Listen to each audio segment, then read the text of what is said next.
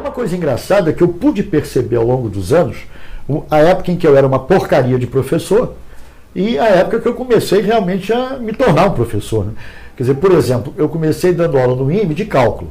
Pô, bicho, limite, qual era a definição? Aquela coisa nojenta, qualquer que seja epsilon, existe delta, tal, o quê? Enquanto eu estava ensinando limite assim, eu era uma merda de professor. Eu simplesmente cantava a definição achando que todo mundo ia entender aquela merda. Ninguém entendia porra nenhuma, evidentemente.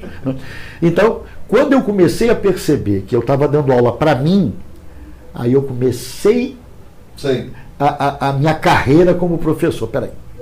Dar aula para o outro é muito diferente de dar aula para mim. E é interessante porque hoje eu conheço milhões de professores que têm uma imensa dificuldade em adaptar uma linguagem à idade da clientela, né?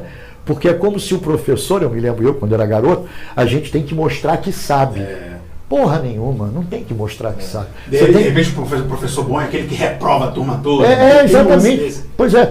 Então você tem que adequar a sua linguagem às crianças. Se você dá aula para criança, não tem jeito. Na década de 90, por exemplo, eu comecei a dar aula na década de 90, tinha algo que depois eu não sei se isso era para mim era intuitivo. Mas era o lance de lista de exercício. Porque hoje é muito fácil pegar lista de exercício na internet. Na internet, claro. Mas a lista de exercício rodava de bom irmão. Olha a lista de exercício desse cara. Ou só tem exercício. Ou você não fazia a lista de exercício para o aluno aprender. Você fazia.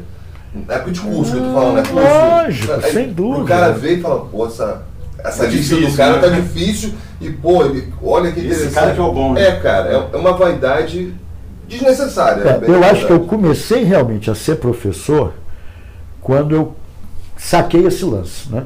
Quer dizer, qual era o papel do professor? É facilitar o aprendizado do outro.